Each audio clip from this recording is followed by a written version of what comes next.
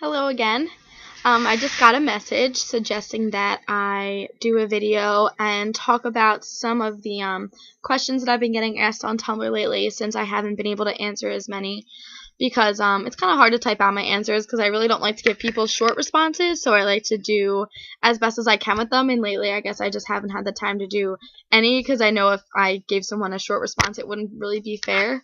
So I did get a question about someone who said something about someone else triggering them while they're in treatment, someone that they know, and so I think that a lot of people deal with this problem, that everyone seems to have a friend or someone they know or keep in touch with even that has an eating disorder and that, triggers them and has problems and things like that. So I obviously have this problem. My twin sister in my house all the time also has an eating disorder.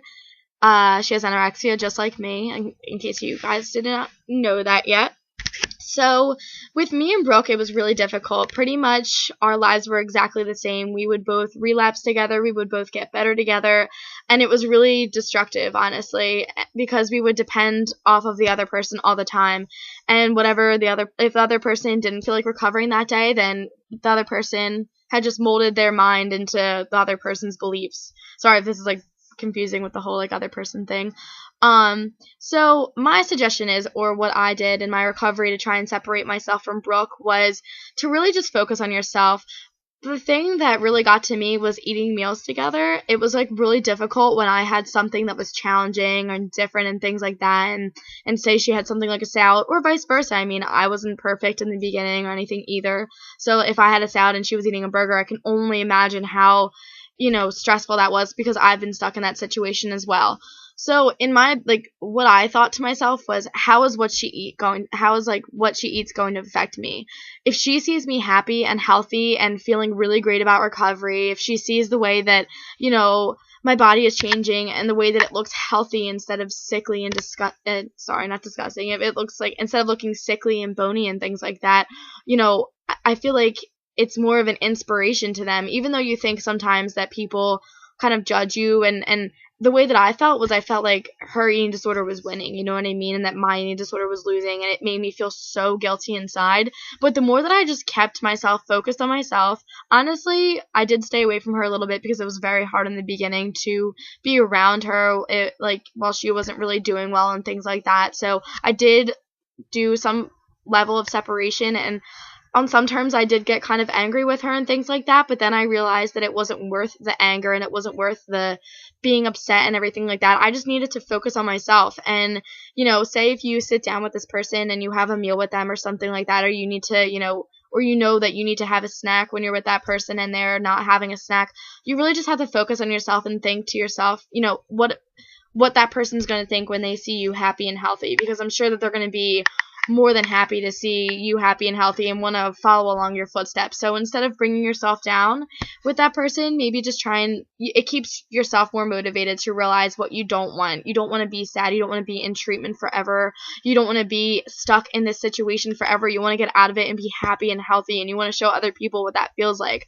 That's kind of what my goal is in life, is to show other people what recovery feels like and how amazing it is. So even though there's going to be plenty of people in the world that are skinnier than me, that trigger me and things like that, I mean, I just can't let it get me down, because I know I love myself for who I am now. So you just kind of have to think along those lines. And even though, yeah, it's easier said than done, it is doable and it's not impossible. So that was definitely one of the questions that I wanted to answer. Okay, so here's another question. It says, how long did it take you to get your period back? Hold on, I'm grabbing my cup of tea, of course. My new favorite combination in my tea is mint and green tea. It's so amazing.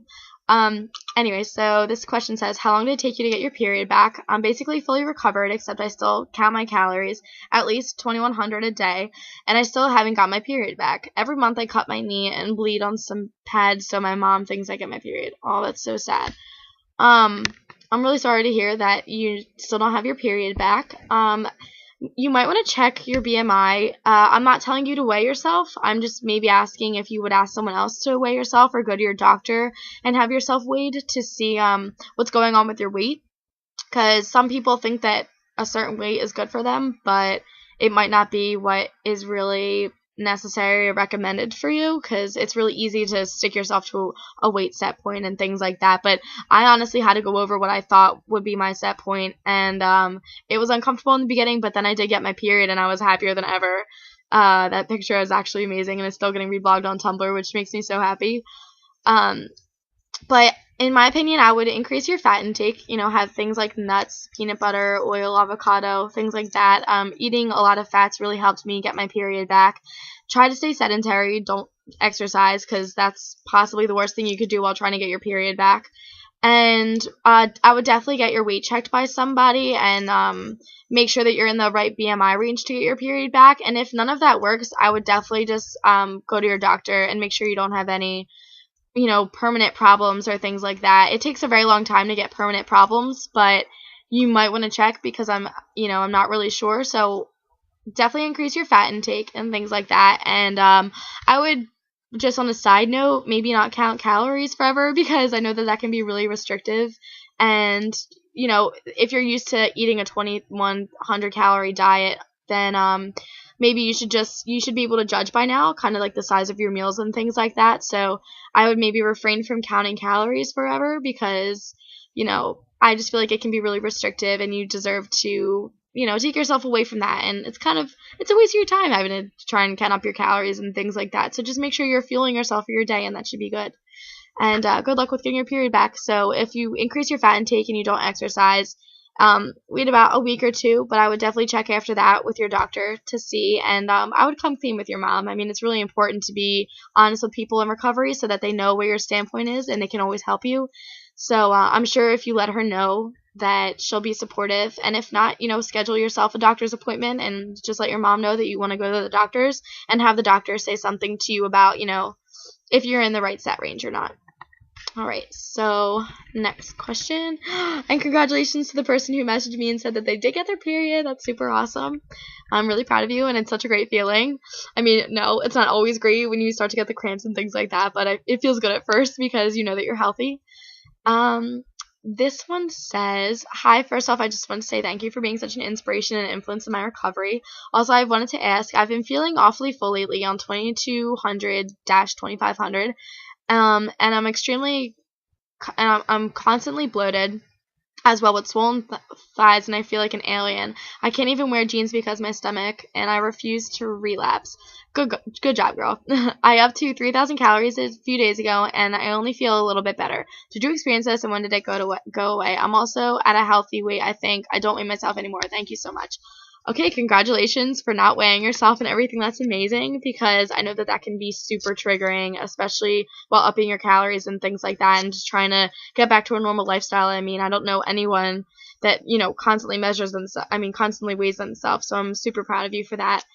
When I upped my calories to 3,000, well, first when I was at 2,200/2,500, wherever in that calorie range, I was very uncomfortable, because I think when your body is so starved and then you go to kind of like a medium set point, kind of like in your calories, like not enough, your body kind of starts to reject it a little bit, because it's still in the starvation mode and it just wants more food and it's not getting that. But then when I personally upped my calories to 3,000, I felt so much better. I mean, it took a couple days, definitely, and it takes a couple days when you go from increasing your calories to anything, but it definitely took a couple days for my stomach to get used to it, but I felt a lot better when I was up at 3,000, because I felt like my body was using the fuel that I was giving it in the right ways, and the bloating does definitely go away. I couldn't wear jeans for forever. Thank God it was summer, so I could just wear like baggy shorts and stuff like that. But all of that goes away. Make sure you're not exercising, because that can also make you really bloated, and it kind of gives you water retention a little bit when you exercise while trying to recover. Sorry about that. And you know what? You just have to like hang in there, and you have to just make sure that you're always sticking to your guidelines and you're always sticking to your plan. And if you stick to 3,000 calories a day, your metabolism will definitely speed up, no doubt about it. Just stay there and don't give up, and the swelling and the bloating definitely goes away. It's all part of edema, which is a part of recovering for anyone with anorexia. So just hang in there and don't give up. and I promise you that the bloating will go away, because it did for me. And I mean, yeah, it takes a little bit. I wouldn't say any longer than a month and a half, but everyone's different, so I can never really give a straightforward answer, like an exact time. But it should be going away within a month or a month and a half. You just kind of have to, hang in there. But honestly, what I did to try and distract myself from that was I made myself really delicious food that I haven't had in a really long time. I just tried to get like really creative, and it's like a really great distraction from all of that, like from all the thoughts of the body image and things like that. You just kind of distract yourself with other things. So it was really great for me to be able to cook and make pretty plates and all those kinds of things, because it helps me distract myself from the way that my body looked and things like that, because I felt so great about my food and so great about the way that it tasted and the way that how much I was eating. It felt really good to be like on a normal eating schedule again, that it kind of distracted me a lot from the way that my body was looking. So just a little bit of advice for you there. Okay, so I'll answer one more question. Oh, I get this question a lot, actually, and this is kind of a personal one, so this is good. It says, are you able to regularly finish the portions you post? Do you struggle with getting overly full, and are you still maintaining, or have you gained? So I don't weigh myself, but I know that I haven't lost any weight, because I have my parents check my weight and make sure that I haven't lost any weight. So I don't really know if I've gained weight, but I know that I haven't lost weight, so that's good. And another thing is, what was the other one? Oh, full. Sorry, just like a revelation there. So on getting full in the portions that I post, normally I don't get full. I mean, like overly full off of the pictures that I post and things like that, but sometimes I do. There are those days, especially like around, my time of the month, I do get like really overly full, but I always eat the whole thing. And sometimes if I feel like really regretful, because I feel like, if my body isn't wanting that, then I probably shouldn't give it to it. But then again, I know that I always really, I need to keep myself within my calorie range, no matter what my body's feeling like at that moment. I might just be sick, might have had too much water, might not have gone to the bathroom regularly, like I normally would, or things like that. I just kind of push myself and just keep going, and just know that, I have plenty of time to digest until the next meal, things like that. So that's how I rationalize it in my mind. But I do always finish my portions, because I know that what I cook is enough for me, so I should finish it no matter what. So yeah, I always eat the portions that I post. And I answered 4 questions, so I hope that was good, and I hope maybe that was other people had overlapping questions and things like that. So that was just another little update to answer some questions for you guys. All right, see you later. Bye.